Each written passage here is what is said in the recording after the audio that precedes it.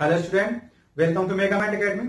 बच्चों, आज जैसा कि आप सभी को पता है कि मैं जब लाइव आ रहा था तो कुछ टेक्निकल इशू हुआ था, जिसकी वजह से हमने आपका जो टॉपिक था क्लास 10 का वो पूरी तरह से नहीं कर पाए थे। तो ठीक है, तो हमने फिर ये सोचा कि चलो क्यों ना फिर उसका हम पूरा वीडियो ही अपलोड कर दें, ताकि आपको ये जो भी आज का प्लान था वो पूरी तरह से मिल सके। ठीक है, तो फिर शुरू करते हैं बच्चों। जो हम लोग लाए थे आपके लिए आज का टॉपिक था बच्चों पॉलिनोमियल्स, और हमारा जो टारगेट चल रहा है वो है 95% प्लस सीरीज का, जिसका सीजन 1 है।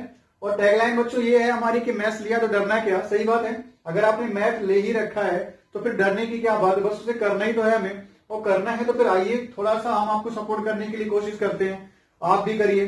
तो दोनों तरफ से मिलकर के इस काम को पूरा करना है, तभी आपको हमें ये टारगेट मिलेगा।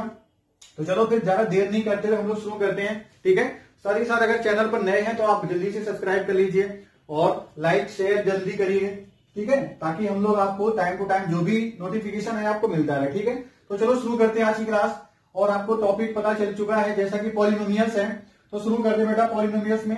ठीक है, तो मैंने जैसे लाइव में कुछ बताई थी चीजें, अगर नहीं भी आपने देखा है तो मैं फिर शुरू से सारी चीजें ले रहा हूं। तो मैंने कहा था अगर कोई भी है आपको जो सिलेबस में बच्चों पढ़ना है वो क्वाड्रेटिक पॉलिनोमियल ही पढ़ना है। क्वाड्रेटिक पॉलिनोमियल ही बच्चों आपके सिलेबस का है। बट हम लोग शुरुआत करते बिल्कुल उसी तरह से कि आप बिल्कुल न्यू है सपोज करो, तो उसमें फिर कैसे आपको समझ में आए, इसलिए मैं क्या कर रहा हूं बिल्कुल शुरू से ही आपको सारी चीजें दे रहा हूं। ठीक है, तो चलो शुरू करते हैं। फिर मैंने कहा था कि अगर आप इस तरह से लिख रहे हो 3x+2, तो आपने बच्चों एक एक्सप्रेशन लिखा है जिसमें वेरिएबल कौन सा लिया, आपने x लिया। आपने ऐसे लिख लिया √x+7। आपने यहां भी एक एक्सप्रेशन ही लिखा है जिसमें वेरिएबल आपने कौन सा रखा है, x रखा है। आप किसी भी तरह के बच्चों दूसरा एक्सप्रेशन भी लिख लो, 5t² + 7t, इस तरह से भी लिख सकते हो। यहां पे हमने जो एक्सप्रेशन लिखा उसमें वेरिएबल कौन सा बच्चों t है। एक और एक एक्सप्रेशन लेता है √x + 1/√x। इस तरह से मैंने एक दूसरा एक्सप्रेशन लिया जहां पे वेरिएबल हमने फिर से क्या ले लिया, x ले लिया। तो मैंने डिफरेंट आपके सामने वेरिएबल रखे हैं, इन्हीं वेरिएबल डिफरेंट एक्सप्रेशन रखे हैं, उनमें डिफरेंट वेरिएबल ले रखे हैं। ठीक है, आप यहाँ पे x को हटा के t लिख सकते हो, u लिख सकते हो, जो आपको मन करे y लिख सकते हो। ठीक है, तो मैंने ऐसे डिफरेंट वेरिएबल भी कर दिए और डिफरेंट क्या है आपके एक्सप्रेशन है। ठीक है, तो अब ये सारे एक्सप्रेशन क्या पॉलिनोमियल हो सकते हैं। तो बच्चों ध्यान रखना, पॉलिनोमियल वही आपके एक्सप्रेशन बनेंगे। ये सभी एक्सप्रेशन क्या पॉलिनोमियल होंगे, तो उसमें ध्यान रखना हर एक वेरिएबल के पास जाके पूछो, अगर x है तो x है, t है तो t है, u है तो u है, जो भी बच्चों आ रहा है वेरिएबल सबसे पूछो। अगर y में गिवन है तो y से पूछो कि क्या आपकी डिग्री जो होती है बच्चों एक्सपोनेंट, मतलब आपकी कितनी है। यहाँ पे जो लिखा है 5 लिखा है सपोज करो, यहाँ पे लिखा है 2 लिखा है सपोज करो, कहीं भी लिख गया 1/2 सपोज करो, -3/2 भी लिखा हो सकता है। तो ऐसे हर वेरिएबल के पास जाके आप पूछोगे कि क्या आपकी डिग्री नॉन नेगेटिव है, नॉन नेगेटिव इंटीजर है, नॉन नेगेटिव इंटीजर है। नॉन नेगेटिव इंटीजर को हम लोग बोलते हैं होल नंबर भी बोलते हैं बच्चों। नॉन नेगेटिव इंटीजर जो होती है वो बच्चों होल नंबर्स भी होते हैं। तो सबकी डिग्री से पास जाके पूछो कि x तुम्हारी डिग्री कितनी है, ठीक है 5 है। अगर x की डिग्री 5 है इसका मतलब ये नॉन नेगेटिव है, तो यस इस तरह का टर्म्स एक्सेप्टेड है। हर एक वेरिएबल के पास जाके पूछना होगा जितने उसमें वेरिएबल आ रहे हो। तो इसमें t है, t की डिग्री कितनी बच्चों 2 है, तो ये भी क्या है होल नंबर भी है, या यूं कह दो नॉन नेगेटिव इंटीजर है। u से पूछो तो आपकी डिग्री कितनी है, क्या इंटीजर है, नहीं ये तो फ्रैक्शन है, p/q के फॉर्मेट में है, तो ये वाला टर्म नहीं है आपका, है ना, होल नंबर नहीं बच्चों। ऐसे ये भी है, तो पहले तो नेगेटिव है, दूसरा इसमें क्या है इंटीजर भी नहीं है। तो इनमें से हमारे ऐसे वेरिएबल वाला कोई भी एक्सप्रेशन एक्सेप्टेड नहीं है। मैंने क्या कहा बच्चों, ऐसे वेरिएबल वाला कोई भी एक्सप्रेशन एक्सेप्टेड नहीं है। किस बात के लिए, कि अगर वो पॉलिनोमियल बनाना चाहते हो। पॉलिनोमियल फिर वही होंगे जिनमें हर एक वेरिएबल की डिग्री कितनी हो बच्चों, नॉन नेगेटिव इंटीजर, या यूं कह दो होल नंबर हो। ठीक है, आपको ये बात समझ में अगर आ रही है तो अगर हम इस बात को देखें कि 3x+2 जो लिखा था बेटा, यहाँ पे 3x+2 की जो वेरिएबल x है उसकी डिग्री कितनी 1 है, तो फिर ये आपका एक पॉलिनोमियल हो सकता है। और पॉलिनोमियल को अगर लिखना है तो आप t लिख दो और ब्रैकेट में उस पॉलिनोमियल का वेरिएबल लिख दो। इसमें कौन सा वेरिएबल चलना x, तो x वेरिएबल में ये पॉलिनोमियल p है। ठीक है, ये तो बच्चों आपका पॉलिनोमियल हुआ नहीं, क्यों, क्योंकि जो रूट होता है √y आप उसको क्या लिखते हो, y⁻1/2 लिखते हो बेटा। तो ये √y था तो y⁻1/2 आप इसे भी नहीं लिख सकते इस तरह से, तो ये पॉलिनोमियल नहीं बनेगा। इसके बारे में जरा सोचो, टी की पावर कितनी बेटा 2 है, यहाँ पे टी की पावर कितनी 1। हर टर्म की डिग्री आपको ढूंढना है, हर टर्म की डिग्री नॉन नेगेटिव इंटीजर अगर है तो फिर आप कह देना कि yes it is a polynomial. So ये पॉलिनोमियल बेटा अगर है, मैं इसको जी से रिप्रेजेंट करूं और इसका वेरिएबल कितना है टी, तो पॉलिनोमियल आपका क्या हो गया, जीटी हो गया। ठीक है, ये भी आपका पॉलिनोमियल है। यहां तो आप समझ ही गए होंगे। अगर मैं इसको ऐसे लिखना चाहूं तो आप इसे लिखोगे x to the power 1/2 plus 1 upon x की पावर 1/2। जहां जहां भी एक्स है आप इसको सॉल्व भी अगर करना चाहो तो कहीं से भी गायब नहीं होगा। तो इस तरह से ये क्या है, इसकी डिग्री फ्रैक्शन है या इंटीजर नहीं है, तो ये भी आपका पॉलिनोमियल नहीं है, तो आपका ये भी पॉलिनोमियल नहीं है। तो आप पॉलिनोमियल के मैं कुछ एग्जांपल लिखता हूं, आप उनको जरा देखना। एग्जांपल्स ऑफ पॉलिनोमियल्स क्या है। सपोज करो पॉलिनोमियल है 3x² प्लस 7x प्लस 9, इस तरह से कोई पॉलिनोमियल हो सकता है। दूसरा पॉलिनोमियल 3x माइनस 9, ये भी हो सकता है। ऐसा कोई पॉलिनोमियल हो सकता है x² प्लस 10x प्लस 20 कर दो, कुछ भी आप इस तरह से लो जिसमें हर वेरिएबल के पास जाके पूछो कि तुम्हारी डिग्री कितनी है, कहीं फ्रैक्शन में तो नहीं आ गई, नेगेटिव तो नहीं आ गई, नॉन नेगेटिव हो या होल नंबर हो, दोनों एक ही होते हैं बेटा। ठीक है, तो ये सारे एग्जांपल मैंने जो लिखे हैं इस तरह से लिखे हैं, पॉलिनोमियल के लिखे हैं। अब बात आती है, अगर ये सारे एग्जांपल पॉलिनोमियल के हैं तो इनकी कुछ कैटेगरी होगी, ये डिफरेंट टाइप का दिख रहा है, ये कुछ डिफरेंट टाइप का दिख रहा है, इसमें 2 टर्म, इसमें 3 टर्म, इसकी डिग्री अलग अलग है ना। आप कैसे डिग्री पहचानी किसी पॉलिनोमियल की वो भी देखते हैं। तो वही कैटेगरी किस तरह से करेगी बच्चों, उसको देखने जा रहे हैं। ठीक है, तो आप चीजों को नोट जरूर करते रहना ताकि आपको किसी तरह से प्रॉब्लम ना आए। ठीक है, फिर से एक बार मैं बोलना चाहूंगा, आप सेशन से जुड़े अगर हैं, अच्छा लग रहा है तो आप लाइक एंड शेयर जरूर करें, सब्सक्राइब आप भी कर लें चैनल को। ठीक है, तो चलो बच्चों हम देख रहे हैं, कैटेगराइज कर रहे हैं इसको, किस तरह से कैसे टाइप्स वाइज इसको बोला जाता है। तो लोगों ने आपने पढ़ा भी होगा अपने क्लास में कि ये टाइप 2 तरह से बच्चों बताई जाती है, या तो आप इसको बोल दो डिग्री वाइज हम लोग इसको डिस्ट्रीब्यूट कर देंगे डिग्री वाइज, या फिर टर्म वाइज। तो अगर आप टर्म वाइज डिस्ट्रीब्यूट करोगे तो नंबर ऑफ टर्म करोगे, देखोगे कितने हैं, डिग्री वाइज करोगे तो डिग्री वाइज। और किसी भी पॉलिनोमियल की अगर डिग्री निकालना चाहते हो, सपोज करो एक px पॉलिनोमियल है जिसको मैंने लिखा 3x7 plus 8x² plus 19x20, इस तरह से मैंने लिख दिया।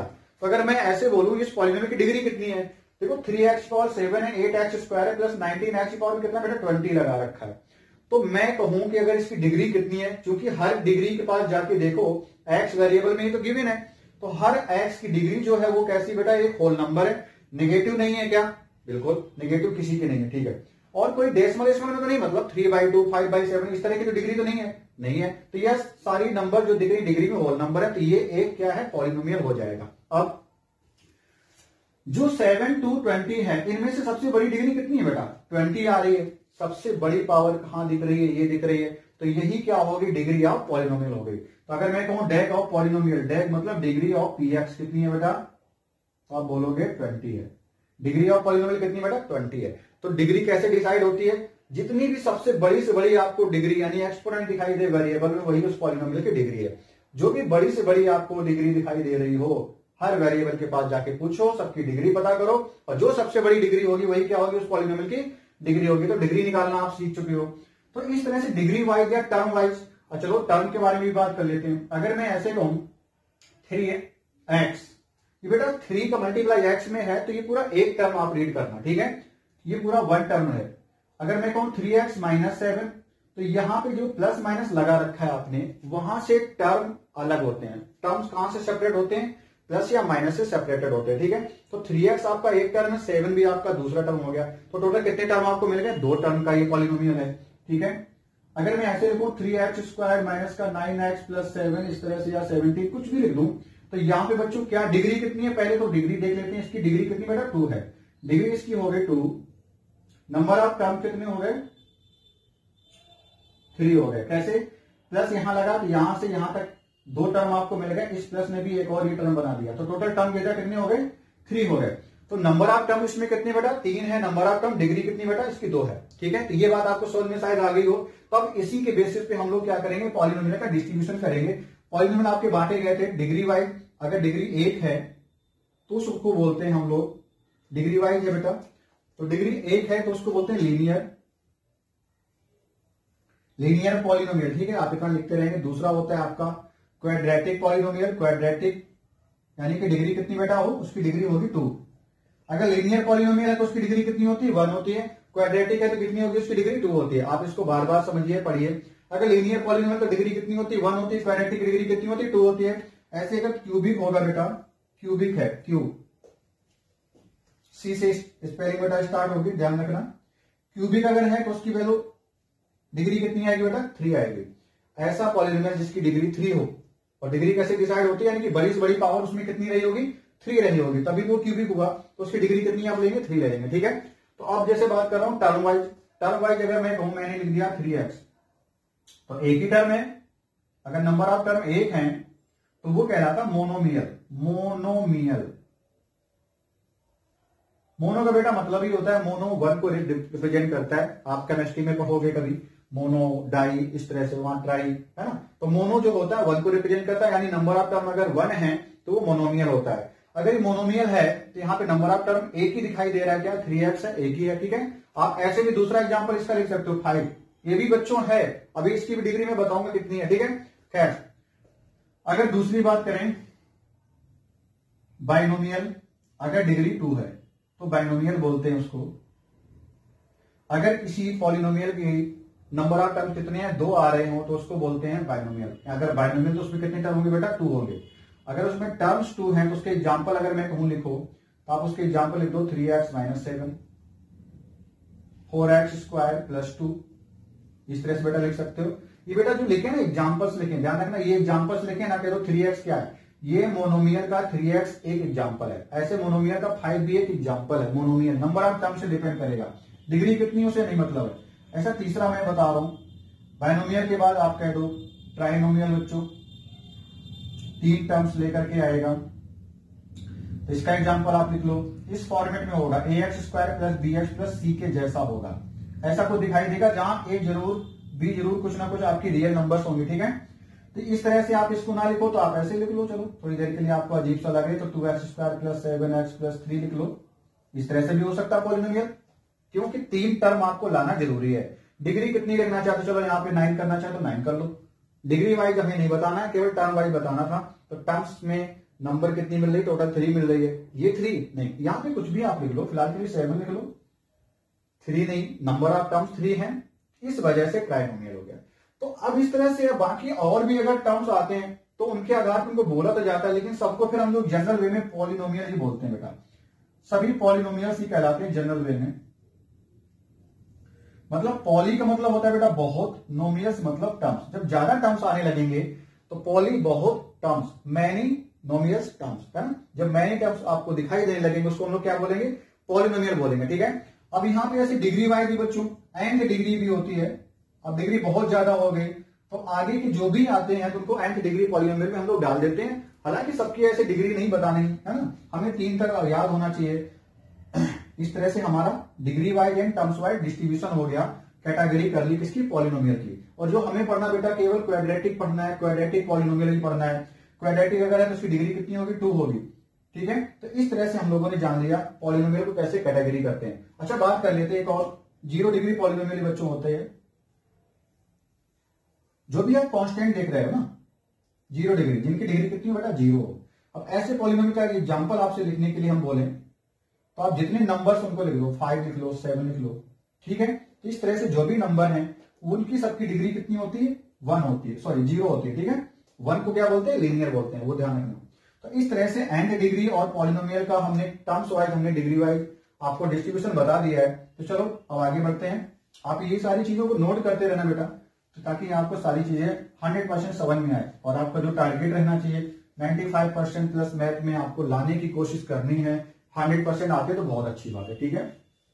तो आगे बढ़ते हैं। अब हमने क्या देखा, पॉलिनोमियल कैसे क्या होते हैं।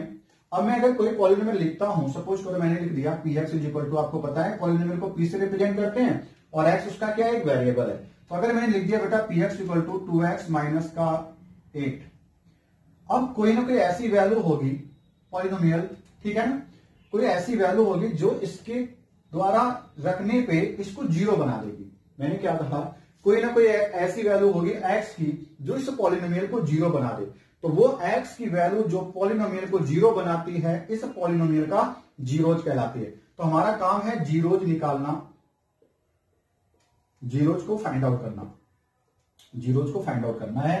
तो हम जीरोज कैसे निकालेंगे, हमें पता चल गया कि किसी भी पॉलिनोमियल का अगर जीरोज निकालना है तो हम क्या करें, उस पॉलिनोमियल को इक्वल टू जीरो बना दें। तो मैं लिखूंगा सोल्यूशन में क्या, हमारा क्वेश्चन यही है कि find the zeros of this polynomial. Question बेटा इस तरह से है, फाइंड द जीरोज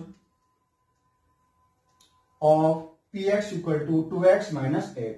तो अगर आपको इसके जीरोज निकालने तो आपको क्या करना होगा, इस पॉलिनोमियल को इक्वल टू जीरो बना देंगे। तो हमने इसको सोल्यूशन में यहां से क्या कर दिया, px इक्वल टू जीरो लिखा, px किसके बराबर था, 2x माइनस 8 के इक्वल था, उसको इक्वल टू जीरो कर दिया। यहां से 2x इक्वल टू कितना आएगा बेटा, 8 आएगा, x इक्वल टू कितना 8/2 आएगा, सॉल्व करोगे कितना आ जाएगा, 4 आ जाएगा।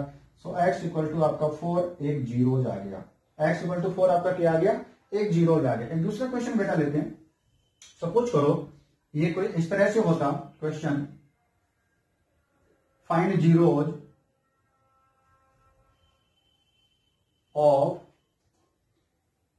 pt equal to x² minus 3x plus 2। आपको pt दिया गया है बच्चों, यहाँ पे t में ही वेरिएबल लेना पड़ेगा, ठीक है, x में ही t में लेना पड़ेगा, ठीक है, मेरी बात समझ गए, क्योंकि हमने यहाँ पे t वेरिएबल पहले से बता दिया था कि जो पॉलिनोमियल है वो वेरिएबल t में लिखा, तो यहाँ पे x नहीं होना चाहिए, t ही लिखना पड़ेगा, ठीक है।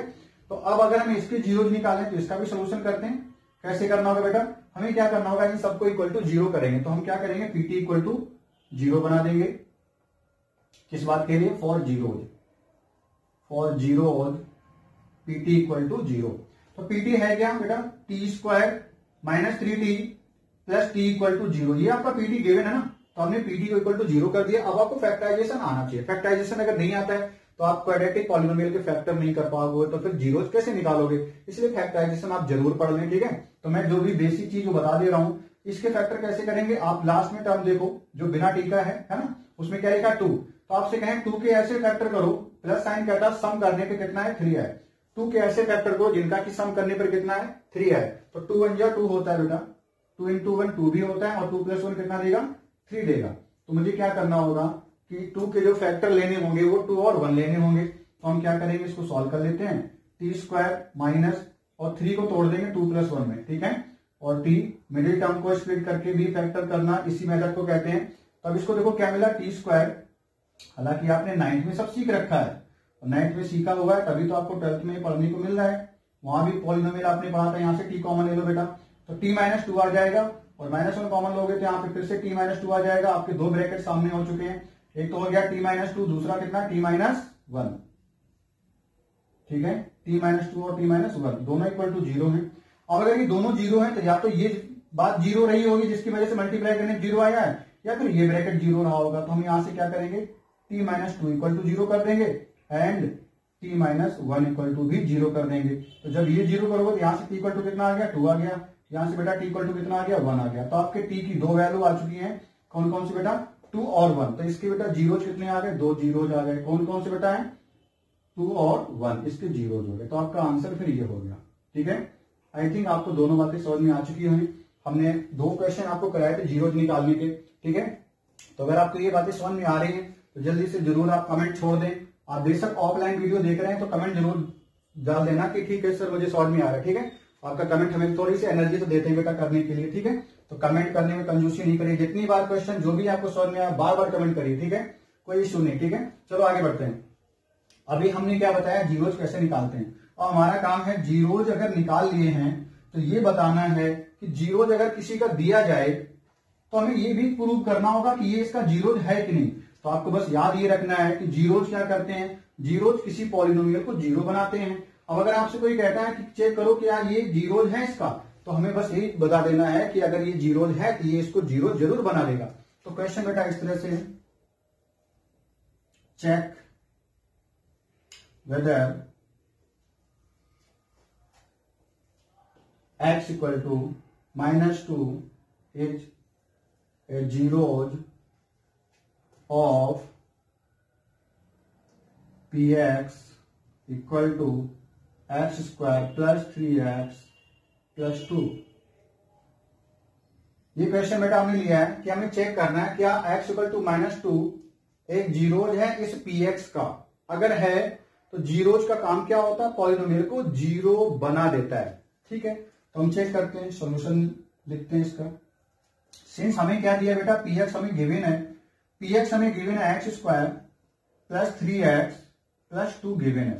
तो हम क्या करेंगे, x इक्वल टू माइनस का 2 इसमें रख देंगे। तो 9 अब हम निकालने जा रहे हैं क्या, पॉलिनोमियल की वैल्यू, कब, जब x इक्वल टू कितना लेना है बेटा, माइनस का 2 लेना है। तो हमने x की जगह पे क्या रख दिया, माइनस का 2 रख दिया। तो यहां भी x की जगह पे आप माइनस का 2 रख दे। तो हम क्या करेंगे, माइनस 2 का square plus 3 minus 2 plus 2। Solve करते हैं बेटा इसको। माइनस 2 का स्क्वायर कितना होता है, 4 होता है। 3 2 जा 6 हो गया माइनस का, और प्लस का कितना बेटा 2 हो गया। तो 4 प्लस का 2 प्लस का टोटल 6 हो गया, और ये माइनस का 6 बेटा हो गया। तो कैंसिल करने पे कितना आया, फाइनल 0 आया। सिंस x इक्वल टू 2 ने इसको माइनस 2 ने इसको 0 बना दिया, so we can say here, so x equal to minus 2 is a 0 zeros of px। ठीक है, इस px का एक ये जीरोज हो गया। मेरी बात आई थिंक आपको समझ में आ रही होगी। अगर बेटा ये क्वेश्चन भी समझ में आ गया तो आप जरूर कमेंट में कर देना। बेशक आप ऑफलाइन हो, कोई मतलब नहीं होता है, आप जरूर करिए, मैं आप सबके कमेंट पढ़ूंगा। ठीक है, तो आपका ये दूसरा क्वेश्चन था। इसी पर बेस एक और क्वेश्चन ले लेते हैं। चलिए सपोज करो यहाँ पे x की वैल्यू मैं चेंज कर देता हूं, और मैं कह रहा हूं कि चलो चेक करो x इक्वल टू 3 है, माइनस का 3। अब आपको चेक करना है क्या x इक्वल टू माइनस 3 भी इसका जीरोज होगा। चेक करते हैं बेटा। ठीक है, तो मेरा काम बस वही होगा कि हम क्या करेंगे, x की जगह पे इस बार कितना रखना होगा, माइनस का 3 रखना होगा। कहां पर, इसी वाले पॉलिनोमियल में। तो मैं लिख लूंगा इसका सोल्यूशन इस तरह से, मैं लिखूंगा p x equal to x square plus 3x plus 2। अब x इक्वल टू इस बार कितना चेक करना है, माइनस का 3। तो मैंने x इक्वल टू यहाँ पे माइनस 3 रख दिया। बिल्कुल वैसे ही करना है जैसे आप अभी तक कर रहे थे। तो मैंने x इक्वल टू माइनस 3 यहाँ पे रखा, यहाँ भी माइनस 3 हो जाएगा। x जहां जहां था वहां पर माइनस 3 आप रख देना। तो माइनस 3 का स्क्वायर बेटा कितना होता है, 9 होता है। माइनस का स्क्वायर पॉजिटिव में आएगा बेटा, ठीक है, तो प्लस का 9 हो जाएगा। और 3 3 या 9, माइनस का 9 हो गया, और प्लस 2 एज इट इज। अब देखो अगर 9 से 9 कैंसिल भी कर दो तो आपका कितना बच गया, 2 बच गया। 2 आ गया। क्या 2 जो आया वो 0 होता है, नहीं होता भाई। इक्वल टू 0 नहीं आया, कहने का मतलब ये हुआ नॉट इक्वल टू 0, यानी कि x इक्वल टू माइनस 3 ने px को 0 नहीं बनाया। x इक्वल टू माइनस 3 ने px को 0 नहीं बनाया। तो हम फिर यही कहेंगे कि जो x इक्वल टू माइनस 3 है इज नॉट ए जीरोज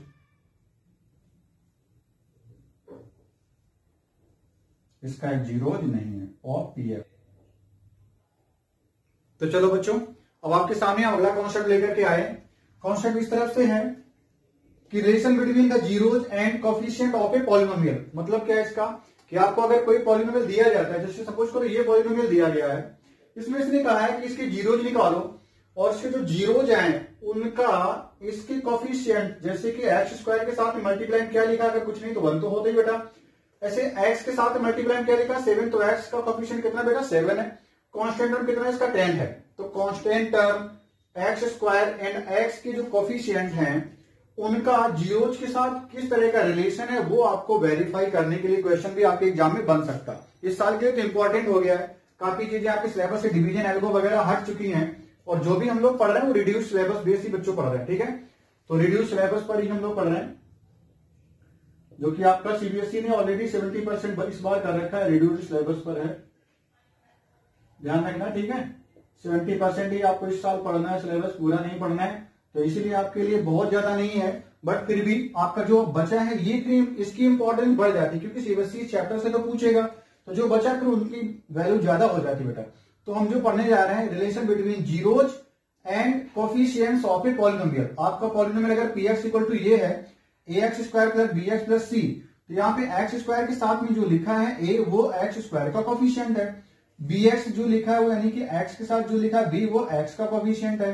सी जो है उसमें एक्स नहीं है, तो बेटा वो कांस्टेंट टर्म हो गया। तो इस तरह से कोफिशिएंट्स क्या है, कांस्टेंट टर्म क्या आप जान गए अगर हो तो। अगर इस तरह का कोई पॉलिनोमियल हो बेटा और उसके जीरोज कितने हो, अल्फा एंड बीटा, ये हमने जीरोज मान लिए। सपोज करो 2 और 3 आते हैं, तो अल्फा आपका 2 हो जाएगा, बीटा कितना 3 हो जाएगा। कुछ भी जीरोज तो आएंगे, आप सॉल्व करोगे, 1 लेकर के आ गए, 3 लेकर के आ गए, तो अल्फा को आप मान लो 1, बीटा किसके इक्वल टू 3 के इक्वल हो गया। इस तरह से हमने जीरोज इसके 2 मान लिए।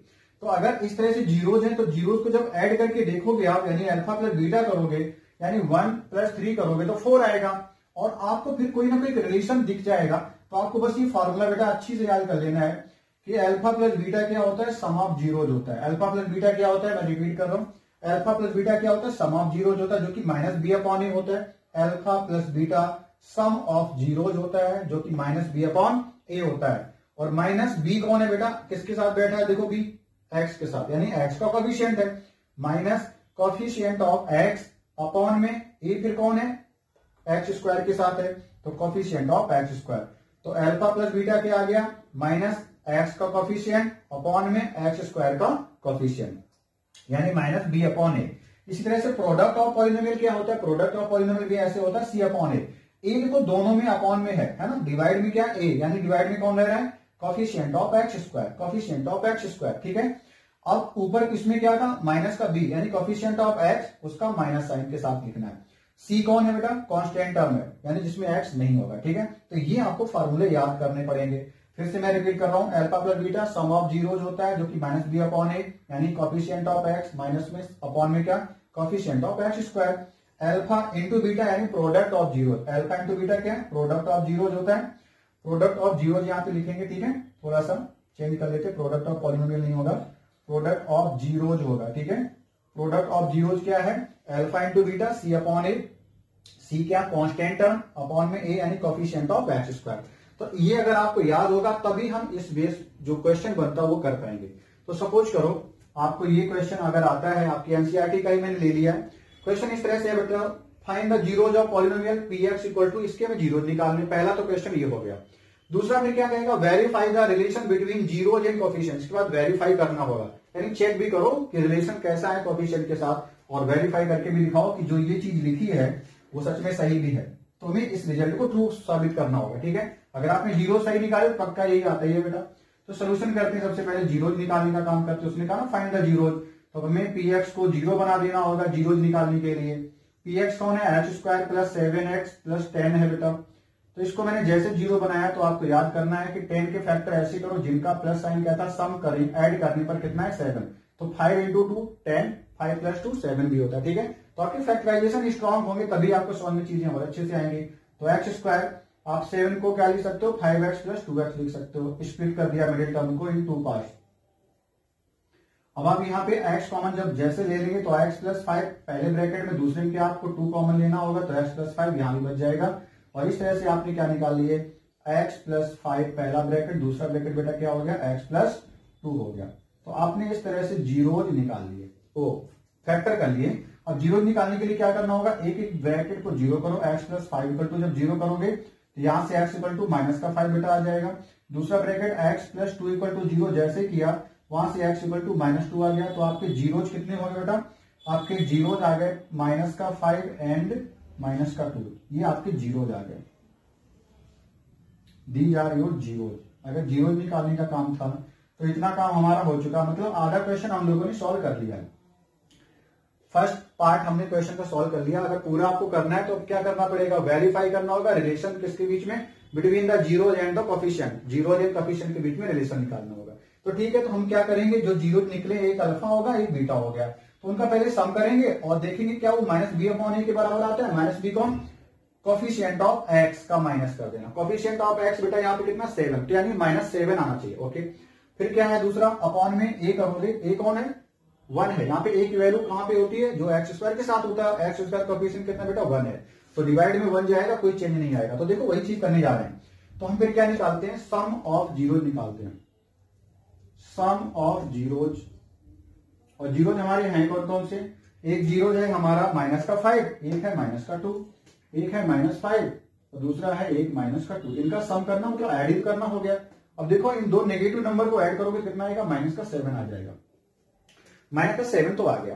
अब हमें कुछ ऐसा बनाना है कि ये हमें कैसा लगे, बी बाई ए फॉर्मेट में माइनस का दिखे। तो ठीक है, माइनस तो वहां पर है, तो मैं इस तरह से इसको लिखना चाहता हूं कि माइनस बी बाई ए। अगर नीचे कुछ नहीं तो इसको क्या 1 लिख दें, और 1 क्यों लिख रहे हैं, 1 इसलिए लिख रहे हैं, मैं यहां पे नहीं थोड़ा इसकी इक्वल करके लिख रहा हूं ऐसे, माइनस 7 अपॉन 1, ताकि आपको लगे कि यहां तक तो सम आया था और 1 हमने एडिशनल उसमें डिवाइड में लगाया, हालांकि चेंज तो कुछ नहीं हुआ ना। लिख सकते हो, लिख क्यों रहे हैं, ताकि हमारा माइनस बी बाई ए जैसा लगने लगा। अब जो ऊपर जो नंबर लिखा है माइनस का बी, वो कोफिशिएंट ऑफ एक्स है क्या, माइनस का 7 यहाँ जो लिखा, तो 7 जो है माइनस को छोड़ने के बाद 7 जो है क्या वो कोफिशिएंट ऑफ एक्स है? बिल्कुल है।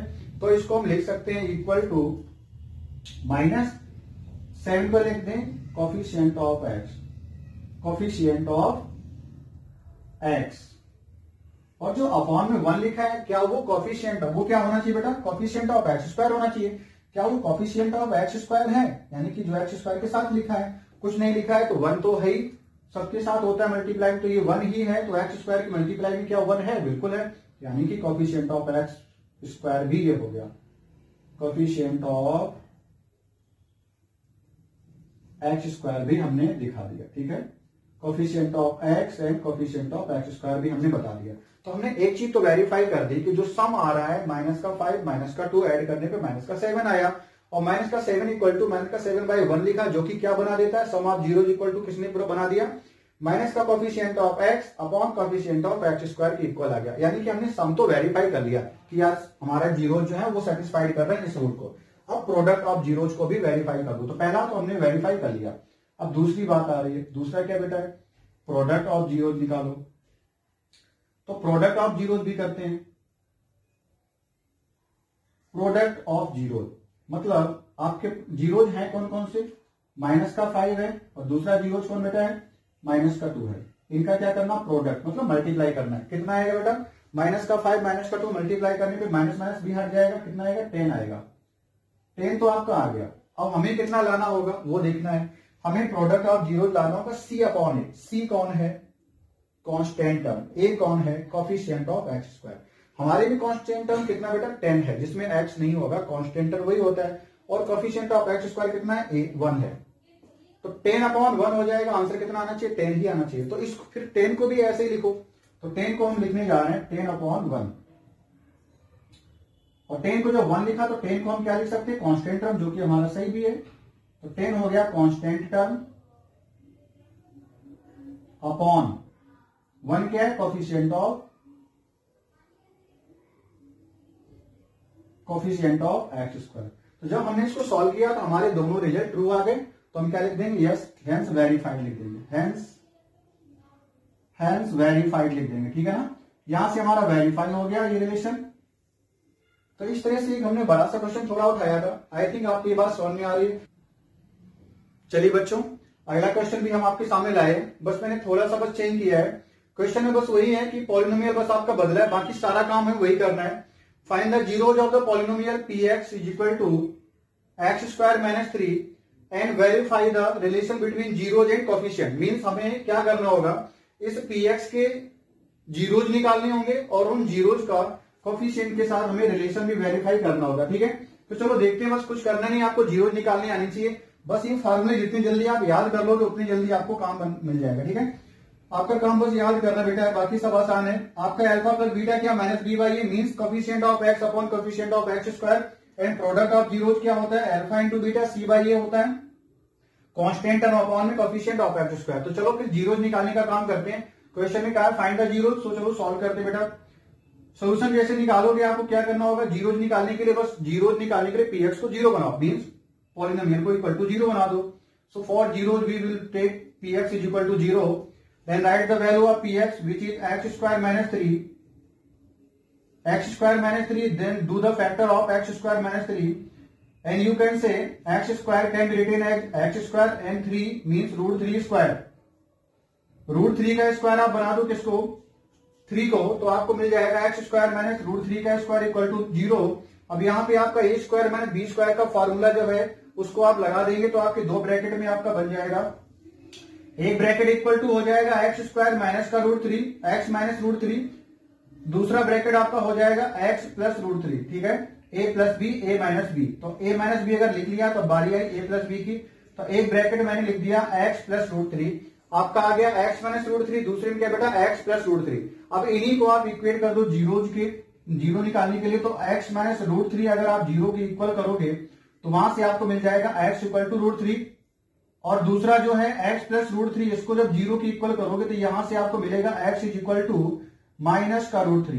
तो आपके जीरोज बेटा आ चुके हैं, जीरोज आर √3 कॉमा माइनस का √3, आपके जीरोज आ चुके हैं √3 कॉमा माइनस का √3। तो ये आपके दो जीरोज हो गए।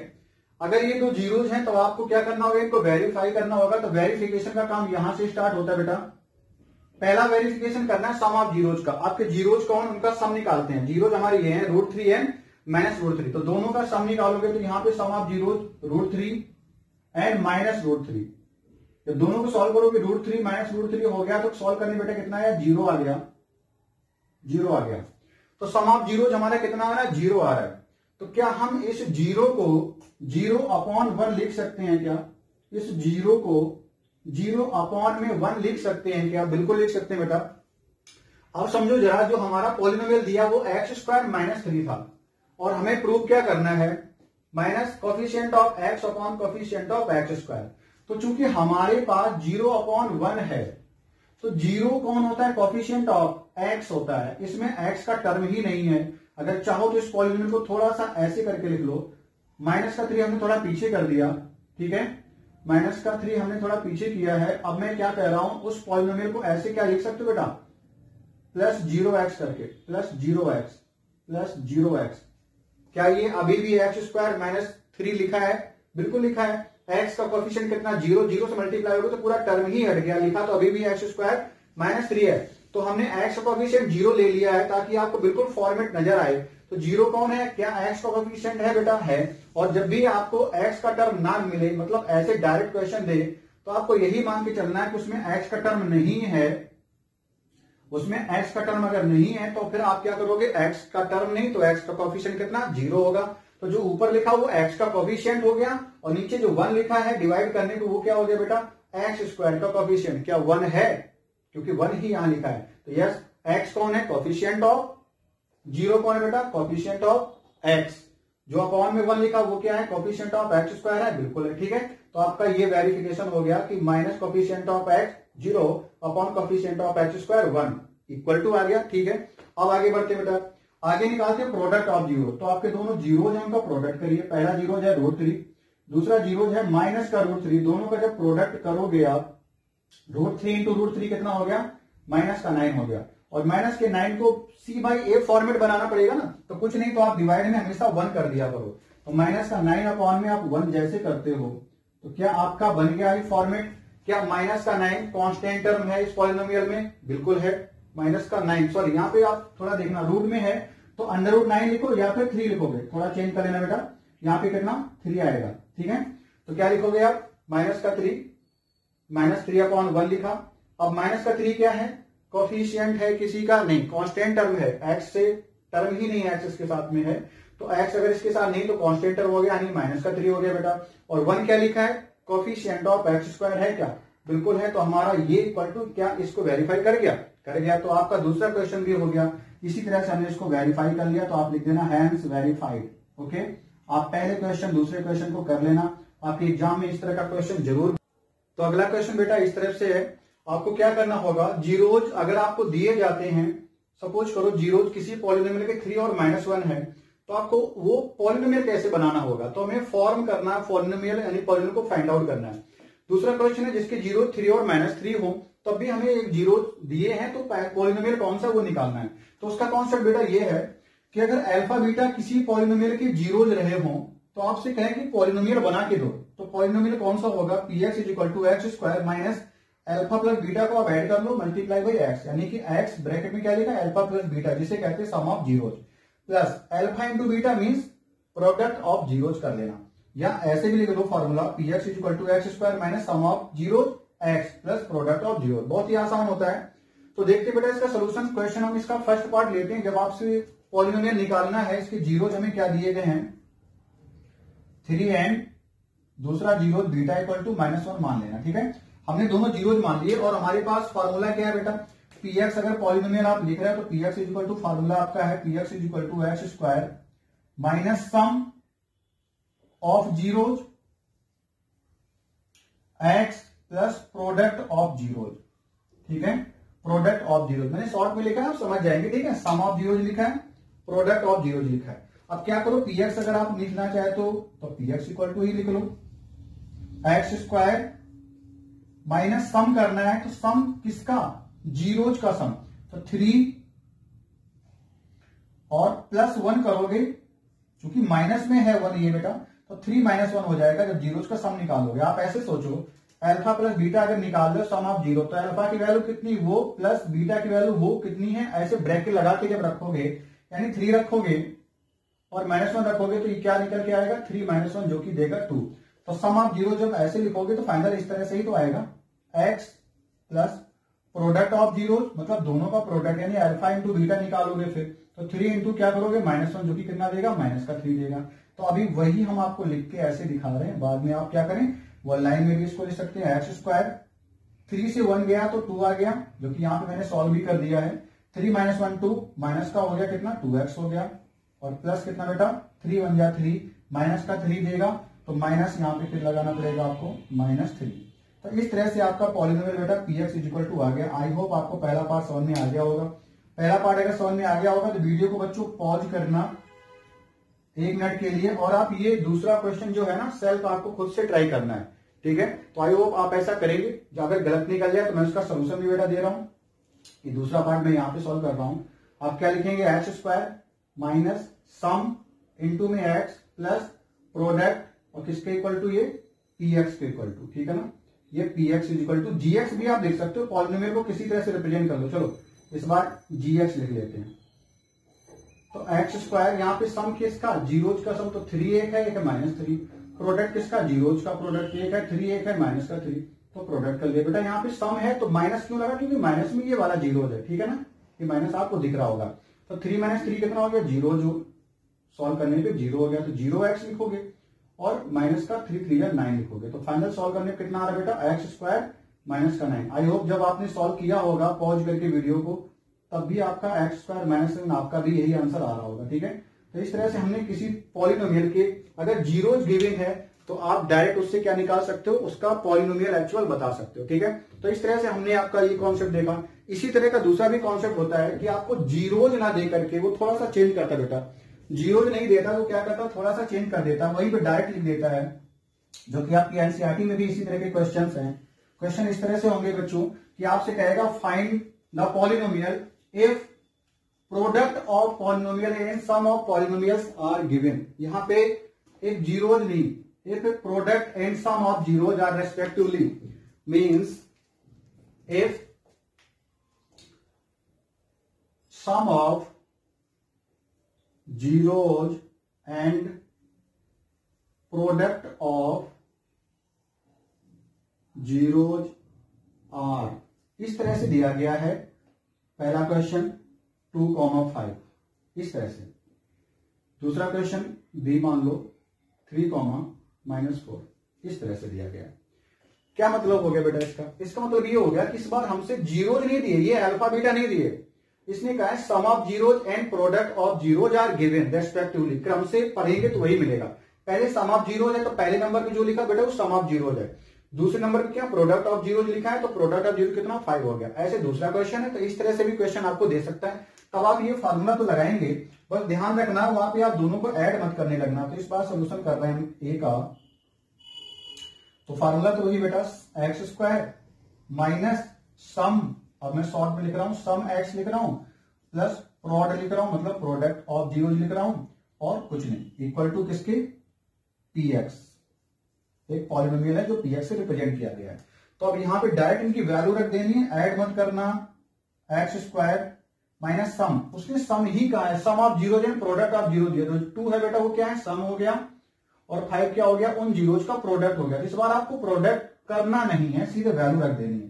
तो यहाँ पे 2 रखा और x हो गया, प्लस कितना प्रोडक्ट 5 रखा आ गया आपका। इस तरह से px = आपका आंसर आ गया। तो बस इस बार से 1 लाइन आपका आंसर हो गया, आपको कुछ नहीं करना है। ऐसे एनसीईआरटी में क्वेश्चन दिया है। अगर आप बी पार्ट करना चाहते हो तो फिर से आप वीडियो को पॉज करेंगे और देख लेंगे, ठीक है। अगर आपका थोड़ा बहुत इधर उधर है तो आप सोल्यूशन में दे रहा हूं उस तरह से देख लेना। एक्स स्क्वायर माइनस सम करेंगे बेटा, तो सम कितना है 3 है, तो आप यहाँ पे 3 लिख देंगे, और x प्लस प्रोडक्ट कितना है -4 है। फाइनल आप इसको आंसर देना चाहते हो तो इसको कुछ भी मान लो, px = इस बार मान लेते हैं पॉलिनोमियल दूसरा है, तो px = आपका पॉलिनोमियल बेटा कितना आ गया एक्स स्क्वायर माइनस का 3x और -4, ये आपका आंसर हो गया, ठीक है। आई होप आपका ये भी सही निकल गया होगा। तो ठीक है, आप चैनल को जल्दी से सब्सक्राइब जरूर कर लें अगर अभी तक नहीं किया है, लाइक करें, शेयर। चलिए बच्चों, अगला क्वेश्चन हम आपके सामने लाए हैं। अब की बात थोड़ा सा कॉन्सेप्ट फिर से बदल गया है। क्वेश्चन इस तरह से कह रहा है कि alpha beta are the zeros of x square minus p x plus q, x square minus p x plus q, then find the value of x square alpha square plus beta square. दूसरा पूछ रहा है इसकी value निकालो alpha upon beta plus beta upon alpha. चलो देखते हैं अब हमें क्या करना होगा। उसके लिए आपको ये बातें याद ही होंगी कि अगर आपको अल्फा बीटा किसी polynomial a x square plus B x plus c के जीरोज बता दे कोई, तो आपको याद रखना सम ऑफ जीरो यानी कि अल्फा प्लस बीटा कितना होगा minus b by a, product of zero कितना होगा alpha into beta c by a होगा। तो इसी कॉन्सेप्ट पर बेस है ये बेटा क्वेश्चन। आइए देखते हैं। अगर हमें पॉलिनोमियल मान लो दिया था x square minus p x plus Q, अगर इसमें p आ गया तो मैं इसको px मान लेता हूं, gx मान लेता हूं। चलो तो ये पॉलिनोमियल जिसके हमें जीरोज क्या दिए बेटा, जीरोज हमें गिवन है अल्फा और बीटा। तो क्या हम यहां से ये कह सकते हैं so alpha plus beta is equal to हो गया। अब ऐसे मत याद करो माइनस बी बाई, इसको बोलो minus coefficient of x upon में कॉफिशिएंट ऑफ एक्स स्क्वायर। आप ऐसे याद करो, माइनस बी मतलब कॉफिशिएंट ऑफ एक्स, एक्स के साथ में जो लिखा उसके साथ माइनस साइन लगा के लिख लेना, एक्स स्क्वायर के साथ जो लिखा वो लिखना। तो कॉफिशिएंट ऑफ एक्स ढूंढना है, कितना है माइनस का पी है, और फार्मूले में भी माइनस आता है, तो minus minus P upon coefficient of x square, वहां पे कितना बेटा 1 है। तो अल्फा प्लस बीटा कितना आ गया माइनस का पी आ गया। एक चीज हमने पता कर ली। अब अगर हम आपसे कहें कि अल्फा इंटू बीटा निकालो एंड अल्फा इंटू बीटा निकालें तो क्या होता है बेटा, वो सी अपॉन ए होता है, यानी कि सी कौन है कांस्टेंट टर्म अपॉन में कॉफिशिएंट ऑफ एक्स स्क्वायर हो गया। तो कांस्टेंट टर्म कितना बेटा क्यू है, तो क्यू अपॉन 1 लिखोगे, फिर इक्वल टू कितना बोलोगे आप क्यू आउट। ठीक है, तो क्यू आ गया आपका इस तरह से। तो आपने दो बातें निकालनी है, अल्फा प्लस बीटा कितना माइनस का पी, अल्फा इंटू बीटा कितना क्यू। अब इतनी बातें हमें पता है। तो पहला क्वेश्चन हमसे क्या कह रहा है, निकालने के लिए बोल रहा है कि alpha square plus beta square निकालो, alpha square plus beta square निकालो। तो आपको कुछ रूल्स याद करने पड़ेंगे, कुछ नोट हैं जिनको हम यहां पे लिख रहे हैं, वो आप याद जरूर कर लेना। अगर ये याद हो गया तो बहुत अच्छे से आपके क्वेश्चन निकलने शुरू हो जाएंगे। पहला आपको यही याद करना है कि अगर आपसे कहे alpha square plus beta square, तो उसको याद कर लो अल्फा प्लस बीटा का होल स्क्वायर माइनस का 2 अल्फा बीटा। इसको आप याद कर लो इस तरह से, अल्फा प्लस बीटा का whole square minus 2 alpha beta की इक्वल कौन होता है, alpha square plus beta square होता है। तो पहला मैंने यहां पे लिख दिया, जैसे जैसे नीड आएगी उसको मैं फिर से लिख दूंगा। पहला ये लिखा, तो मैं क्या इसकी वैल्यू ये लिख दूं अल्फा प्लस बीटा का होल स्क्वायर माइनस का 2 अल्फा बीटा। ध्यान रखना इस बार से ये क्वेश्चन आने के चांसेस बढ़ जाते हैं। अगर कुछ एलिमिनेट हुआ तो इन पर बेस्ड क्वेश्चन आपसे पूछ सकता है। ठीक है, इसलिए मैं इसको करा रहा हूं। बाकी क्लास में जो भी हमारे रेगुलर बच्चे उनको तो मिल ही चुका है सारा सोल्यूशन, वो जानते हैं, इससे अब भी पढ़ चुके हैं। तब आपका सिलेबस चूंकि 100% ही था, रिड्यूज नहीं था, तो उस टाइम का सिलेबस अलग था। अब आपको पूरा पावर पैक 100% लाने के लिए 70% सिलेबस पढ़ना है। तो 100% मार्क्स लाने के लिए आपको वो पढ़ाया जा रहा है जो कि आपके सिलेबस का भी हिस्सा है। तो ठीक है, तो फिर से एक बार आप इसको लाइक सब्सक्राइब जरूर कर लें और कमेंट मुझे करते रहिए टाइम टू टाइम। आप ऑफलाइन देख रहे हो पर मैं कमेंट देखूंगा कि आप कर रहे हो कि नहीं कर रहे हो। तो जब भी आपको याद है तुरंत कमेंट कर दीजिए बेटा। तो चलिए एक्स स्क्वायर ये मुझे निकालना था, अल्फा प्लस बीटा की वैल्यू आपको पता है बेटा, अल्फा प्लस बीटा ये नहीं, हमें इसके हिसाब से निकालना है क्या, नहीं इसके हिसाब से निकालना है। तो इस क्वेश्चन के हिसाब से जो अल्फा प्लस बीटा होंगे वो हमें लेने होंगे। अल्फा प्लस बीटा की वैल्यू कितनी है, माइनस का पी है, तो यहां पे हम माइनस का पी रखेंगे और उसका क्या कर देना स्क्वायर, तो स्क्वायर कर दिया -2। अल्फा बीटा की वैल्यू कितनी है, अल्फा इंटू बीटा क्यू है, तो हम इसको थोड़ा सॉल्व कर लेते हैं। आंसर कितना आ गया, पी स्क्वायर माइनस 2q आ गया, पी स्क्वायर माइनस 2q हमारा आ गया पहले का आंसर। अब आगे बढ़ते हैं, दूसरा सॉल्व करते हैं। दूसरे में बेटा क्या पूछा है, अल्फा अपॉन बीटा है, अपॉन बीटा है प्लस बीटा के अपॉन में अल्फा है। इसका थोड़ा एलसीएम वगैरह लो बेटा तो समझ में आ जाएगा। जैसे हमने एलसीएम लिया तो अल्फा बीटा आपका एलसीएम हो गया और अल्फा इसके साथ मल्टीप्लाई होकर अल्फा स्क्वायर प्लस हो जाएगा, बीटा इसके साथ मल्टीप्लाई हो गया तो बीटा स्क्वायर हो जाएगा। तो इक्वल टू देखो कितना आने वाला है, alpha square plus beta square इस मेथड से निकलेगा। फिर से आपको पूरा ये करना पड़ेगा, तो मैं करके ही दिखा देता हूं आपको। Alpha square plus beta square को मैं लिख रहा हूं अल्फा प्लस बीटा का होल स्क्वायर माइनस का 2 अल्फा बीटा, और ये जैसे लिख लिया है अब अपॉन में क्या लिखना है, अल्फा बीटा लिखना है। ठीक है, तो अल्फा बीटा भी यहाँ पे लिख दो। अब सबकी वैल्यू रख देते हैं, alpha plus beta whole square यानी माइनस पी का होल स्क्वायर, जैसे अभी किया तो वैसे फिर से कर दो। माइनस का 2, अल्फा बीटा कितना था बेटा, क्यू था, और अपॉन में क्या आने वाला है, अल्फा इंटू बीटा यानी कि क्यू आने वाला है। तो इसका आंसर क्या हो गया, पी स्क्वायर माइनस का 2 क्यू अपॉन में क्यू, इसका आंसर ये आ गया। तो आई थिंक आपको ये भी क्वेश्चन समझ में आ रहा होगा। ठीक है, मैं थोड़ा सा एडिशनल इसमें बताना चाह रहा हूं कि सपोज करो अगर इसी क्वेश्चन पर बेस कुछ और पूछ लेता तो मैं यहीं पे मिटा के समझा दे रहा हूं। अब मैं इसको हटा दे रहा हूं, आपने ये तैयार कर लिया होगा, याद हो ही जाना चाहिए। अगर अभी तक याद नहीं कर पाए तो आप वीडियो को पॉज करके 2-3 मिनट के लिए याद जरूर कर लेना, ठीक है, ताकि हम आगे चीजें कर सकें। अब हम लोग अल्फा बीटा पर बेस क्वेश्चन इस तरह से कर रहे हैं कि सम ऑफ जीरोज उनका यूज कर रहे हैं। तो सपोज करो तीसरा पार्ट अगर यहां से कोई ऐसे कहता कि alpha square upon beta plus beta square upon alpha निकालो, तब आप कैसे करते? ये तीसरा पार्ट है बेटा। उस केस में आप इसको सॉल्व करते, एलसीएम लेते, तो अल्फा बीटा एलसीएम आता, और यहां पे फिर क्या लिख रहे होते, अल्फा स्क्वायर यानी अल्फा क्यूब हो गया, प्लस कितना beta into beta, beta cube हो गया। ठीक है, इस तरह से हमारा ये आ गया इतना। तो अब alpha cube plus beta cube कैसे सॉल्व किया जाए, तो उसके लिए भी आपको याद करना पड़ेगा अगला कि alpha cube plus beta cube अगर आपको कहीं भी निकालना पड़े तो उसके लिए याद कर लो अल्फा प्लस बीटा का होल क्यूब। देखो ये सारे निकलते कहां से, जो भी आपने ये ब्रैकेट लिखा इसको आप ओपन करोगे ना और सॉल्व करोगे, अपने आप आ जाएगा। आपने शायद ये पढ़ा होगा अल्फा प्लस बीटा का होल क्यूब कितना होता है, ये होता है alpha cube plus beta cube minus 3 alpha beta, और ब्रैकेट में क्या अल्फा प्लस बीटा होता है। तो वही पार्ट आपको यहां से भी निकालना पड़ेगा। तो माइनस 3 अल्फा बीटा और अल्फा प्लस बीटा, ये सब चीज में ऐसे लिख रहा हूं, आपको याद करना पड़ेगा तभी आपको समझ में आएगा। अगर आप इसको ब्रैकेट को ओपन करोगे तो देखो क्या आएगा, alpha cube plus beta cube, minus नहीं यहाँ पे प्लस आएगा, प्लस का 3 alpha beta, alpha plus beta, इस माइनस वाले पूरे पार्ट से कैंसिल हो जाएगा, तो alpha cube plus beta cube बच जाएगा, जो कि हमारा ये है। तो इसको कैसे निकालेंगे? अच्छा, इसको ऐसा कभी मत करना कि alpha cube plus beta cube लिखा है तो आप ये कह दो ये अल्फा प्लस बीटा का होल क्यूब है, नहीं, ये गलत है। इतने इक्वल नहीं ना, आप सीधे कह दो माइनस पी का होल क्यूब कर दो और आंसर में माइनस पी क्यूब निकाल दो, वो गलत हो जाएगा ना। यहाँ पे भी आप ऐसे ना करना कि आप अल्फा प्लस बीटा का सीधे होल स्क्वायर समझ बैठो, गलत कर दो। ठीक है, तो आपको ये आइडेंटिटी भी याद होनी चाहिए। तो चलिए वापस आते हैं, क्वेश्चन को करते हैं।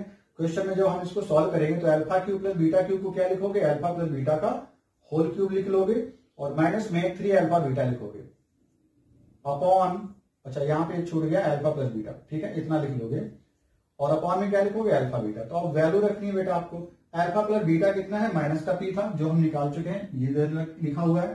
तो माइनस के पी का आप क्या करोगे, होल क्यूब कर दोगे, माइनस 3 अल्फा बीटा कितना है, क्यू है, ये सारी वैल्यू सामने आप देख लेना, यहां से क्यू है, अल्फा प्लस बीटा फिर से माइनस का पी हो गया, अपॉन में अल्फा बीटा कितना बेटा, क्यू हो गया। तो बस इसको सॉल्व करके आंसर आपका आ जाएगा, माइनस पी का क्यू माइनस पी क्यू हो गया,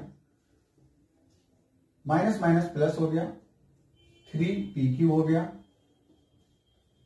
अपॉन में क्यू हो गया, ये आपका आंसर आ गया। ठीक है, अब इस टॉपिक में हमें सभी ग्राफ को देखना है और नंबर ऑफ जीरोज निकालने हैं। तो बस आपको बस एक सिंपल सी बात याद रखनी है कि आपका जो भी ग्राफ है, इधर ये वाला ग्राफ है पोर्शन, इधर ये ग्राफ है जो है ना, इन सारे ग्राफ ने एक्स एक्सिस को कितनी बार काटा उतने ही नंबर ऑफ जीरोज है। ध्यान रखना, मैंने एक्स एक्सिस को ही बोला है, एक्स एक्सिस को जितनी बार काटा उतने जीरोज होंगे। नंबर ऑफ जीरोज कितने निकालने होंगे, तो वो हमें कैसे पता चलेगा, एक्स एक्सिस को जितनी बार काटा उतने नंबर ऑफ जीरोज हो गए। अगर नहीं काटा एक्स एक्सिस को तो उसके नंबर ऑफ जीरोज कितने हैं, एक भी नहीं, यानी कि 0 हो गए। ठीक है, तो इस तरह से हम सभी ग्राफ को देखते हैं बारी बारी से। अगर इस वाले ग्राफ की बात करें तो इसने एक्स एक्सिस को इधर काटा, इसने एक इधर काटा, 2 हो गए, तीसरी बार इधर काटा, तो इसके नंबर ऑफ जीरोज कितने हो गए, 3 जीरोज हो गए। मेरी बात समझ में आ गई बेटा, इसके जीरो कितने हो गए, 3 जीरोज हो गए। इसने एक्स एक्सिस को, देखो यहां पे इसने वाई को भी काटा है, लेकिन वाई को काउंट नहीं मत करना, वाई को काउंट नहीं करना, एक्स एक्सिस को बस कितनी बार काटा है, इसने एक्स एक्सिस को एक बार ही काटा है। ठीक है, ये स्ट्रेट लाइन ऐसे आगे बढ़ती जाएगी, अभी वापस दोबारा नहीं कट करेगी। तो एक्स एक्सिस को एक बार काटा तो इसका ओनली 1 जीरो है। नंबर ऑफ जीरोज कितने हैं बेटा, इसके ओनली 1 है। इसने एक्स एक्सिस को कहीं पे काटा है, नहीं काटा है, एक्स एक्सिस को टच ही नहीं कर रहा है। ठीक है, इसके नंबर ऑफ जीरोज कितने हो गए, नंबर ऑफ जीरोज कितने बेटा, जीरो, एक भी जीरो जिसके नहीं है, कहने मतलब ये हुआ। इधर अगर हम देखें तो इस वाले ग्राफ में कितनी बार एक्स एक्सिस को काटा है, 2 बार काटा है, तो इसके नंबर ऑफ जीरोस कितने हो गए, एन ओ जेड कितने हो गए, number of zeros equal to 2, 2 बार काटा इसलिए 2। इसने एक्स एक्सिस कितनी बार काटा है, 1 बार काटा है इधर, ठीक है, तो नंबर ऑफ जीरो इसके कितने हो गए, 1 हो गए, ठीक है। इसने एक्स एक्सिस को काटा क्या, नहीं, केवल वाई को काटा, एक्स एक्सिस के ऊपर ही पूरा कर्व है, तो इसके नंबर ऑफ जीरोस कितने हो गए, 0, ठीक है। इस तरह से ये टॉपिक हमने आपका पूरा लिया है और आई होप आपको मेरी बातें सारी समझ में आ रही। तो लास्ट में आप जब भी एंड करें इस सेशन को तो जरूर अपने कमेंट छोड़ दें, जो भी अगर कुछ बातें इसमें बच गई होंगी तो हम अगले पार्ट में ले आएंगे, और यहां तक का एक वीडियो हम आपको अपलोड कर रहे हैं, ठीक है। तो आप बने रहिए बच्चों, नेक्स्ट मिलते हैं, साथ ही साथ अदर बच्चों के साथ भी आप इसको शेयर जरूर करें, सब्सक्राइब करें, लाइक करें, ठीक है। थैंक यू, नेक्स्ट मिलते हैं।